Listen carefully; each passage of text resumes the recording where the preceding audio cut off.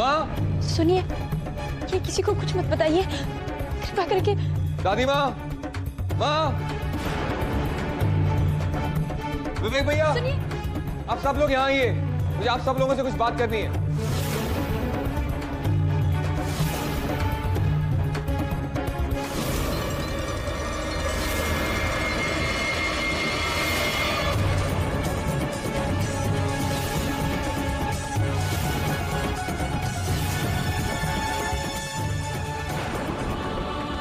भैया, मैं आज अपनी जिंदगी का सबसे बड़ा सच बताने वाला हूं।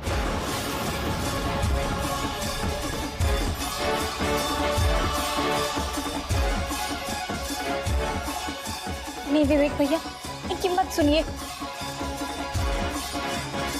कि इनकी बातों में सच्चाई है ही नहीं। देव ऐसा क्या बताने वाला मुझे राधिका जो मुझे मालूम नहीं है?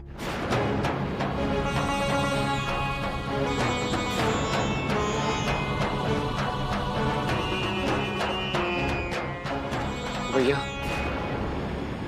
मुझे आपको ये बताना है कि तुम और राधिका एक दूसरे से प्यार करते हो।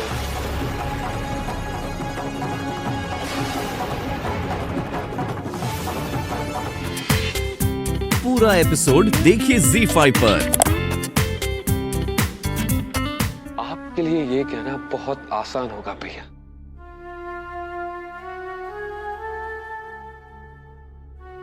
पर मुझसे भी तो पूछिए, मुझ पर क्या बीत रही है। ऐसे घुट घुट के जी रहा हूं मैं। जब तक उस बंधन से आजाद नहीं होगा, तब तक खुली सांसें नहीं ले पाऊंगा। तेरी जगह कोई और होता तो शायद मैं कह देता कि वो गलत नहीं है, मैं तेरा साथ देता, लेकिन आज नहीं। क्यों भैया? क्योंकि आज तू एक राजपुरोहित है।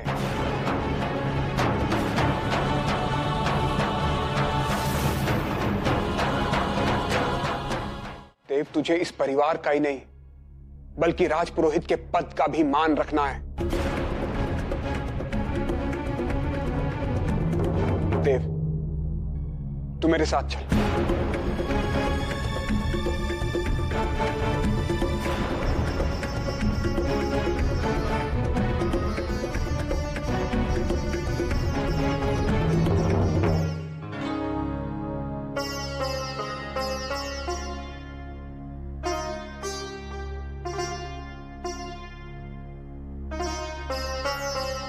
ध्यान से देख, किस गर्व के साथ मुस्कुरा रहे हैं बाबूजी। 3 पीढ़ियों से चले आ रहे सम्मान को बनाए रखना कोई खेल नहीं है। बाबूजी ने अपनी सारी जिंदगी पुरोहित खानदान का नाम ऊंचा रखने में बिता दी। वो जाते जाते तुझे उत्तराधिकारी बना गए थे। क्यों?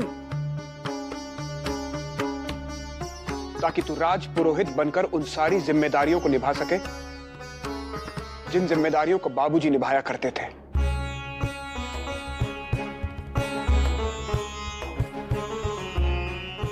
ये राजपुरोहित का पद सिर्फ एक गद्दी नहीं है, बल्कि तेरा अस्तित्व है। अपने परिवार की खातिर, अपने परिवार के नाम की खातिर।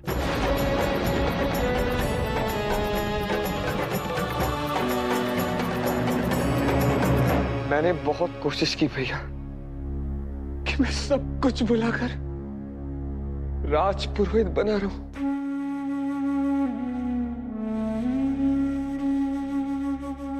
पर मैं ऐसा नहीं कर सका।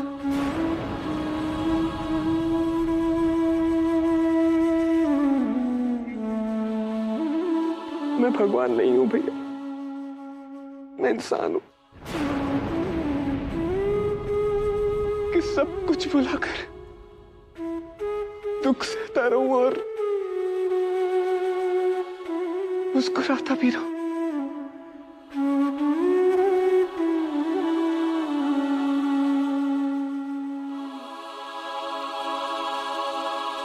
ये सारा खेल भी तो उसी का रचा हुआ है।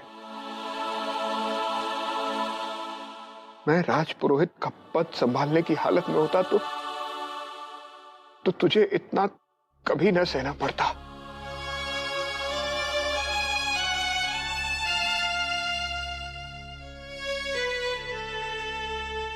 लेकिन जो होना था सो हो चुका।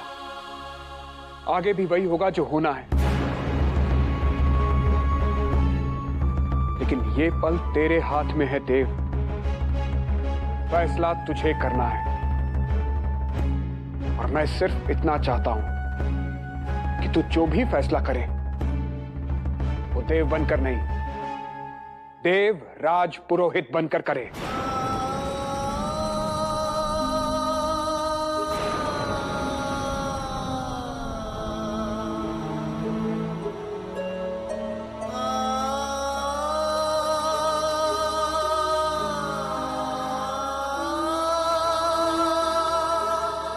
आज तक जो कुछ भी हुआ है उसके लिए बहुत शर्मिंदा हूं, लेकिन अभी भी देर नहीं हुई है। मैं एक बार यहां से चली जाऊंगी ना तो सब कुछ ठीक हो जाएगा,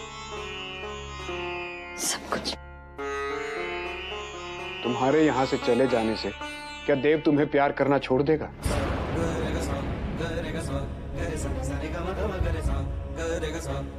उसने तो तब भी तुमसे प्यार किया जब तुम उससे दूर थी। तुम्हारे यहां से चले जाने से कुछ भी ठीक नहीं होगा।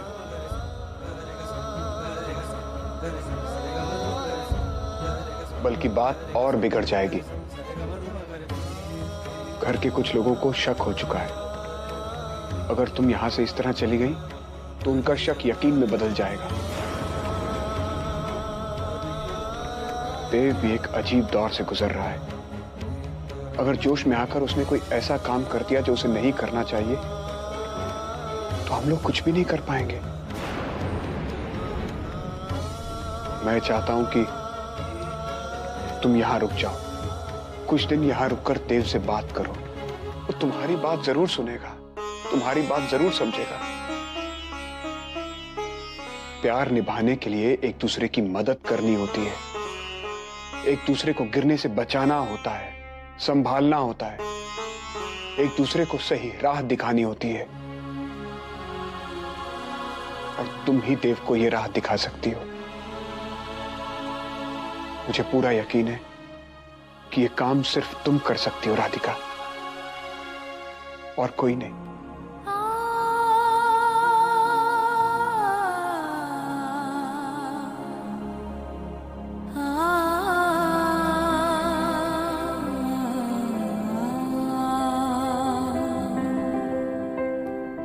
हमारी प्यार की फिक्र होनी चाहिए। मत रुकिए ना, चलिए।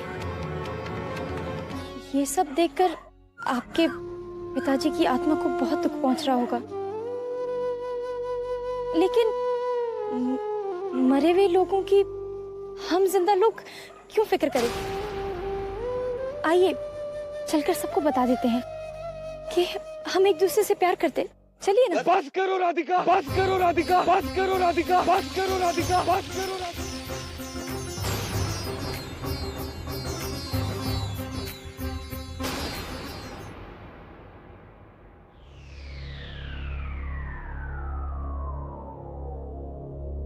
जिन बातों को सोचते हुए हमें इतना दुख होता है, क्या हम उन सब बातों को अपने आंखों के आगे होते हुए देख सकते हैं?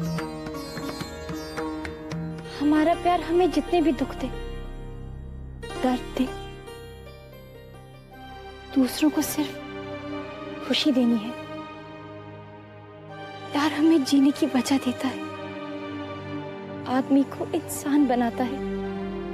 इसीलिए सही यही होगा कि आप अपने कर्तव्य निभाएं और मैं अपने कर्तव्य निभाऊं।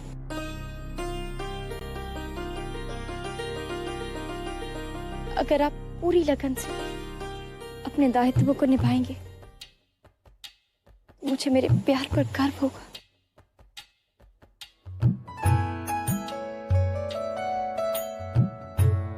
मुझे माफ कर दो राधिका, तुम सही थी, मैं गलत था।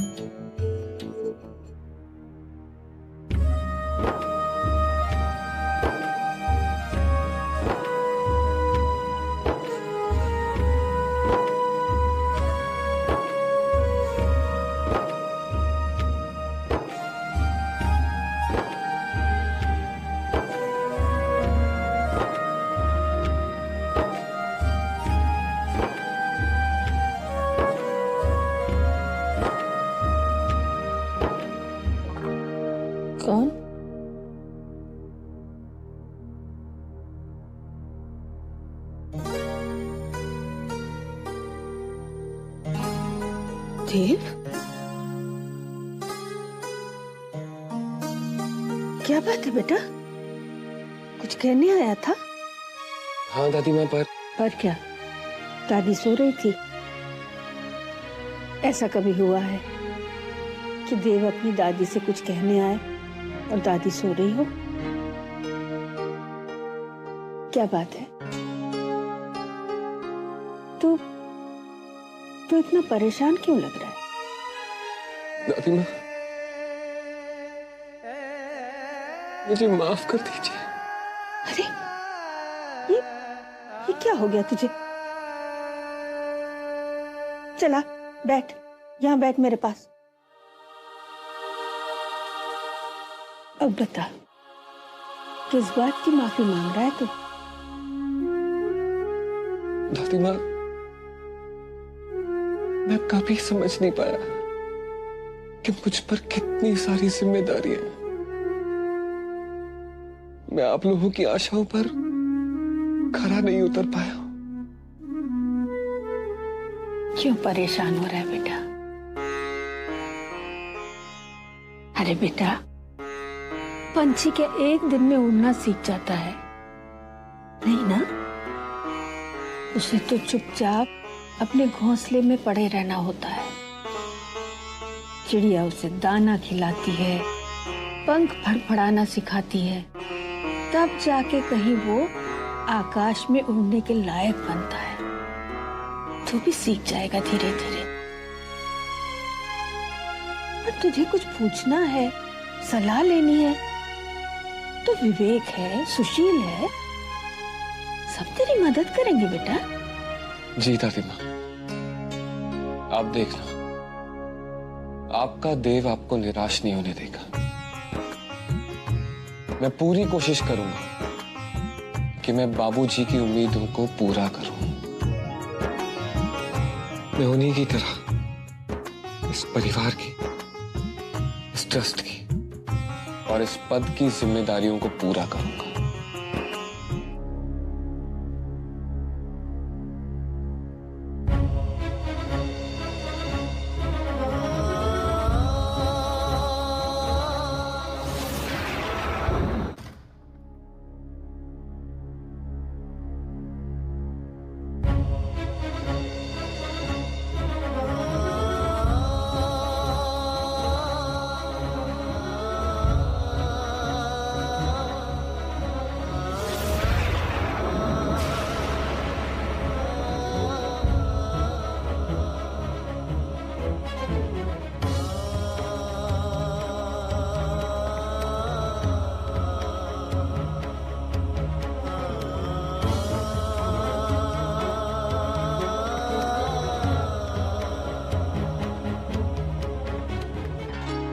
राधिका, तू दरवाजे पे क्या कर रही है? चल आ जा, जल्दी आ।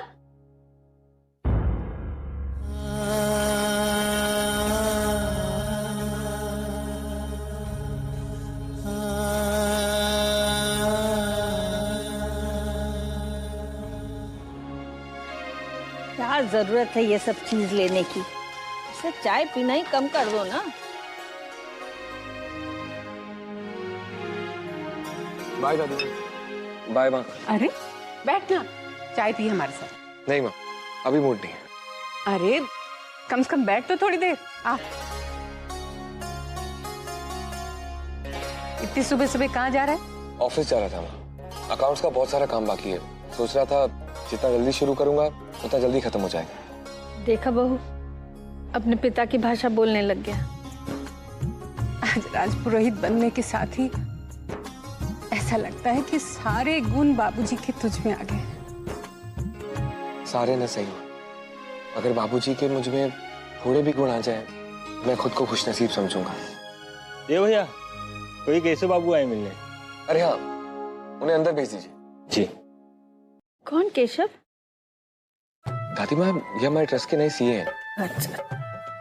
जी नमस्ते। दादी माँ, ये है केशव चौबे।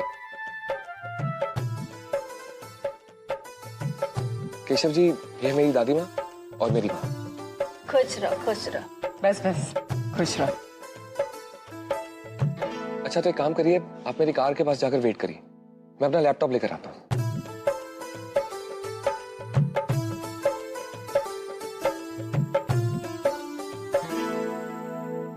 माँ, मैं जाऊं? अरे ठहर, प्रसाद लेकर जाना। वैशाली, इसे प्रसाद दे दो, मैं अभी आई।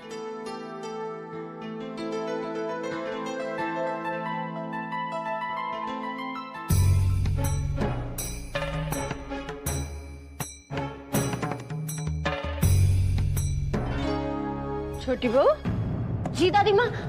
तुम कहीं जा रही हो? हाँ, वो मंदिर जा रही थी मैं,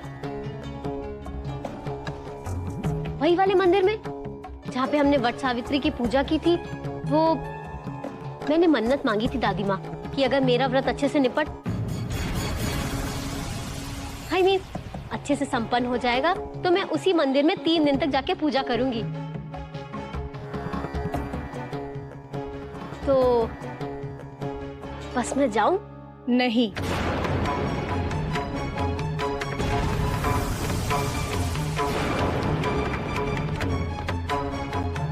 पगली, अरे तुमने 3 दिन तक इतनी निष्ठा से व्रत किया, पूजा की, हमने तो नहीं रोका। तो आज जब तुम मंदिर जा रही हो मन्नत पूरी करने के लिए, तो हम भला क्यों रोकेंगे तुम्हें? जरूर जाओ। दादी माँ, मैं 4 बजे तक आ जाऊंगी। माँ, मैं जाऊं? प्रसाद ले लो। जी। बहुत अच्छा कर रही हो जो इस मंदिर में जा रही हो। यहाँ पर हमारी तरफ से प्रदोष पूजा होती है। तुम जा रही हो तो प्रदोष पूजा जरूर करती आना। हाँ। और हाँ, हाँ, पूजा का हार और प्रसाद लाना नहीं भूलना, ठीक है? वो अच्छा खासा जा रही थी, इनको पता नहीं कहाँ जाना। और तू दिन भर माला ही बनाती रहेगी क्या? कोई काम ही नहीं इस लड़की को तो। तू गुस्सा क्यों है? तू गई नहीं? अरे अच्छा खासा छुपते छुपाते जा रही थी, पर दादी माँ ने देख लिया। फिर मुझे भी लंबी चौड़ी कहानी हाँकनी पड़ गई। पर राधिका, मुश्किल अब ये है कि लौटते समय मुझे मंदिर से हार और प्रसाद लेके आना है। अब समझ में नहीं आ रहा क्या करूं। देख विशाखा, भगवान भी शायद यही चाहते हैं कि ये सब शूटिंग छोड़ और घर के कामों में अपना ध्यान लगा। भगवान क्या चाहते हैं मुझे अच्छी तरह पता है। सिर्फ तेरी भगवान के साथ डायरेक्ट लाइन नहीं है, समझी? अब उठ, मैंने कहा ना उठ। तू मंदिर जाएगी, वहां से माला और प्रसाद लेगी, मैं लौटते समय तुझे पिक कर लूंगी। वैसे भी तुझे भजन कीर्तन तो बहुत अच्छा लगता है, समझ गई ना? लेकिन मुझे और कुछ नहीं सुनना है, बस तू चल मेरे साथ। और हाँ, बाहर कार के पास देव हमारा वेट कर रहे हैं। पहले वो हमें मंदिर छोड़ेंगे, फिर बाद में ट्रस्ट ऑफिस जाएंगे, तो समझ गई ना? चल। हाँ विशाखा, उनके साथ जाना। कुछ नहीं होगा, तू भी चुप रहना और मैं भी चुप रहूंगी, किसी को कोई शक ही नहीं होगा। अरे हाँ, मैंने अपने कमरे की खिड़की के बाहर वो बैग फेंक दिया था ताकि मुझे कोई पकड़े नहीं। मैं पीछे के दरवाजे से अभी वो बैग लेकर आती हूँ। तू ना जल्दी से गाड़ी के पास वेट कर मेरा। जल्दी जा, जल्दी जा।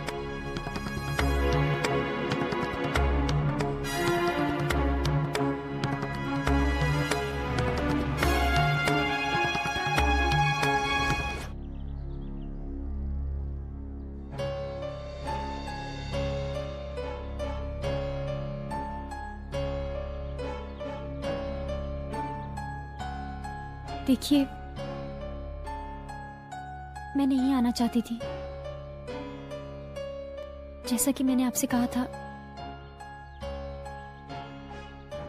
मैं अपनी ओर से पूरी कोशिश कर रही हूं, पर वो विशाखा ही नहीं मानी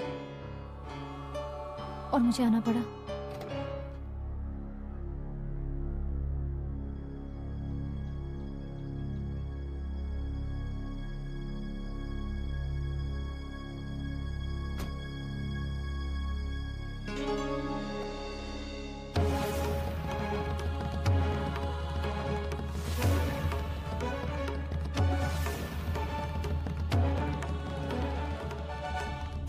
आप यहाँ? हाँ, मैं मुझे लगा आपको पता चल गया है, तभी तो आपने कहा मैं आना नहीं चाहती थी। और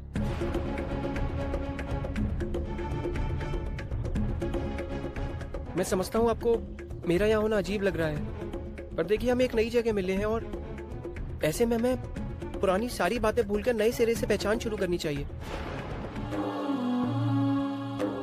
आप लोगों को ये गाड़ी चाहिए होगी ना, एक काम करिए, आप ये गाड़ी लेकर जाइए।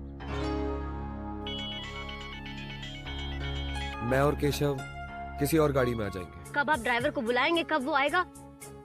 आप ऐसा कीजिए, हम दोनों को मंदिर छोड़ दीजिए, हम अपने आप वापस आ जाएंगे। हाँ।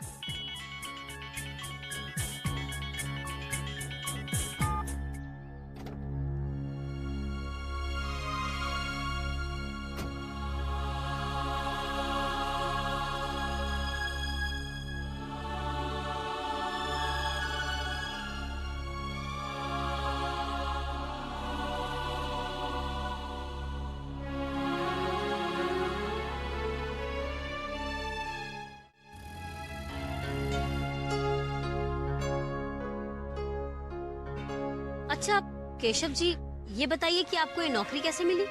जी, आपके पिताजी ने ही देव बाबू से बात की थी। अच्छा, मुझे तो पता ही नहीं था कि पिताजी भी सिफारिश करते हैं। खैर आपकी बात तो अलग है ना, आप तो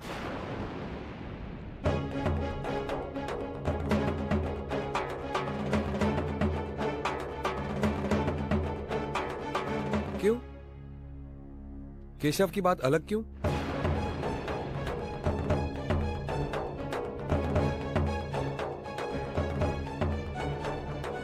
जी वो ऐसा है कि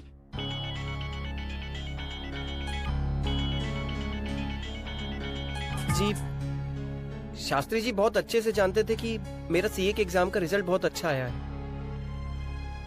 इसलिए वो किसी और की सिफारिश करे ना करे पर मेरी जरूर करेंगे।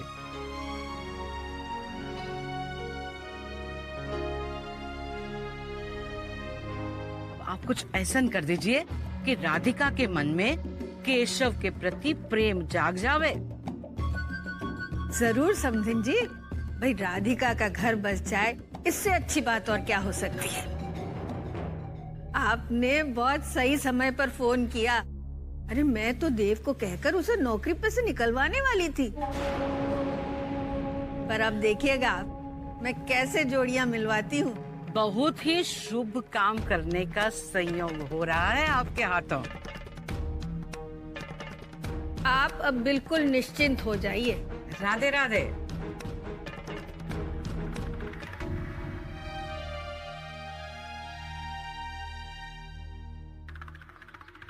छाया भूरिया, मंदिर आने के बहाने फोन लगा ही लियो। लल्ला के घर से बाहर जाने का इंतजार करते तो बहुत देर हो जाती, और नहीं तो का पता है तो को उस समधन जी देव बाबू से बात करके केशव को नौकरी से निकालने वाली थी। ये सोच के कि केशव सामने रहेगा तो राधिका को असुविधा होगी। हाँ तो असुविधा तो हो रही होगी ना अम्मा जी। अरे तो चुप कर, देखना मोरी योजना कैसे रंग लाती है। अब केशव राधिका के पीछे पीछे घूमकर उसका मन जीतने की कोशिश करेगा, और समधिन जी और बाकी घर वाले भी ये सब जान के राधिका पर दबाव डालेंगे कि राधिका केशव से शादी कर ले। आर्किटेक्ट ने लिख के भेजा है, इस मठ के लिए 250 स्क्वायर मीटर्स लगेंगे। 250 स्क्वायर मीटर्स मतलब कितने स्क्वायर फीट हुए? जी सॉरी। किसी सोच में थे आप? नहीं ऐसा कुछ भी नहीं है, मैं तो बस आप पूछिए ना, आप क्या पूछ रहे थे? इस प्लान में मठ का एरिया 250 स्क्वायर मीटर्स है। मैं वही पूछ रहा था कि अगर स्क्वायर फीट होता तो कितना होता? जी 2690 2690। आप तो चलते फिरते कैलकुलेटर हैं। चलिए, तो किसके ख्यालों में खोए हुए थे आप? जी ऐसा कुछ भी नहीं है। लगता है आप किसी को वृंदावन में छोड़कर आए हैं। जी, वृंदावन में छोड़ के नहीं आया हूँ, बल्कि यहाँ किसी के लिए आया हूँ। अच्छा, तो आप जिसके लिए आए हैं उसे पता है? आई होप वो आपसे बहुत प्यार करती हो। शायद नहीं।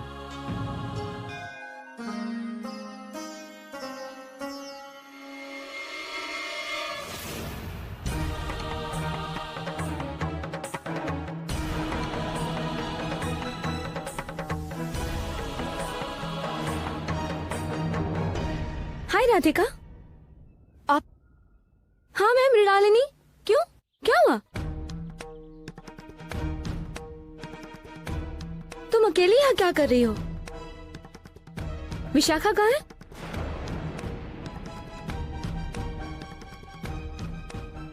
वो अंदर मंदिर में पूजा कर रही है। ओह, और तुम बाहर उसका इंतजार कर रही हो? चलो ठीक है, मैं भी उसका इंतजार कर लेती हूँ। जी, आप? हाँ, वो क्या है ना, मैं शॉपिंग के लिए निकल रही थी, तो दादी माँ ने मुझसे कहा कि आते वक्त तुम दोनों को भी लेते आना। अब दादी माँ का कहा कैसे टाल सकती हूँ? वो विशाखा ने अभी पूजा शुरू की है, उसे वक्त लग जाएगा। काफी बड़ी पूजा है। ये तुम लोग इतनी बड़ी बड़ी पूजा करते क्यों हो? छोटी पूजा से फल नहीं मिलता क्या? वैसे तुमने कौन सी की थी, छोटी या बड़ी? वो क्या है ना, तुम्हारे साथ इतना अच्छा हो रहा है, इसलिए पूछ लिया। वृंदावन के छोटे से घर में रहती थी, आज महलों में रहने लगी हो। सबका इतना प्यार मिल रहा है, घर वालों का।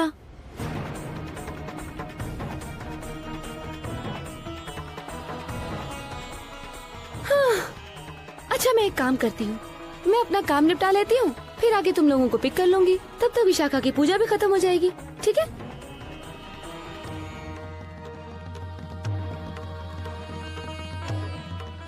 भाई साहब, वक्त कितना हुआ है? 3:30। How are you? मेरा मतलब आप कहाँ थे अभी तक? Everything is fine ना? क्या लेंगे आप? कोल्ड ड्रिंक्स, गरम, कुछ? बॉस, मैडम के लिए चीज़ लाई जाए। देखिए, हमें परेशान मत कीजिए, आप अपना काम कीजिए। वही तो कर रहा हूँ, विशाखा के लिए ऑटोज अरेंज कर रहा हूँ। अरे उलट, अरे कम से कम ऑटो क्या, टैक्सी का अरेंजमेंट तो कर लेते तुम। क्यूटीज तुम भी क्या? राधिका जल्दी देर होगी, चल। ये चल जल्दी चल, आज बहुत देर हो गई हमको। अरे हाँ, तूने पूजा का हार और प्रसाद ले लिया था ना? हाँ। अच्छा सुन, अगर मृणालिनी भाभी पूछेगी कि हम जल्दी क्यों आ गए, तो कह देंगे पूजा जल्दी खत्म हो गई, समझी ना तू? पता नहीं ऑटो कहाँ से मिलेगा। अरे ऑटो।